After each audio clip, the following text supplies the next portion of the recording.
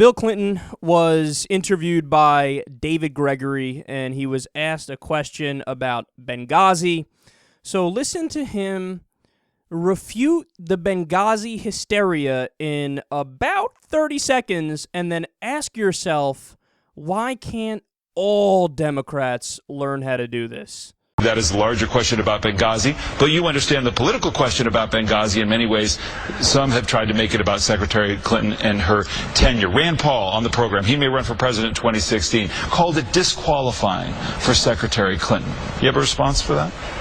Well, let's go back to the first question because it's serious. That's not a serious comment and doesn't serve a serious question. Rand Paul, when 10 different instances occurred when President Bush was in office where American diplomatic personnel were killed in around the world, how many outraged Republican members of Congress were there? 0. Bingo. That's game, set, match, son. The fact that all the Democrats don't know how to do that is a tragedy. And by the way, his number was actually too low. You know how many Benghazis there were under George W. Bush? Under Bush, there were 39 attacks against embassies or consulates. 20 resulted in at least one fatality. If you only count attacks on the embassies and consulate properties, okay, so even when you narrow the criteria, there were 13 attacks, so there were still 13 Benghazis under Bush. And in the 20 incidents with at least one fatality, the total death toll was 87 people. And if you only count those at embassies and consulates, the number of deaths drops to 66. So again, even when you limit the criteria, it drops to 66. So there were 3 U.S. civilians killed. Another 21 were workers at the U.S. embassy or consulate, either of American or foreign nationality.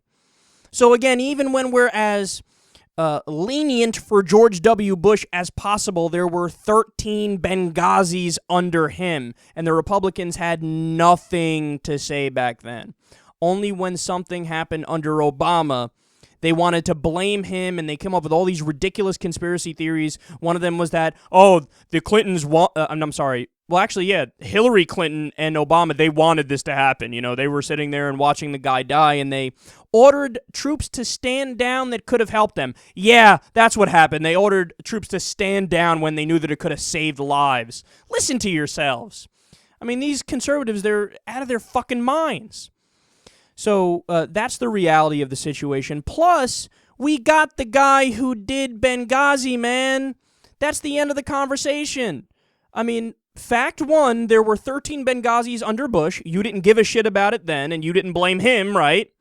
And now we got the guy who did it anyway, so we got justice, man. It was a tragedy, okay? It was a tragedy of a situation.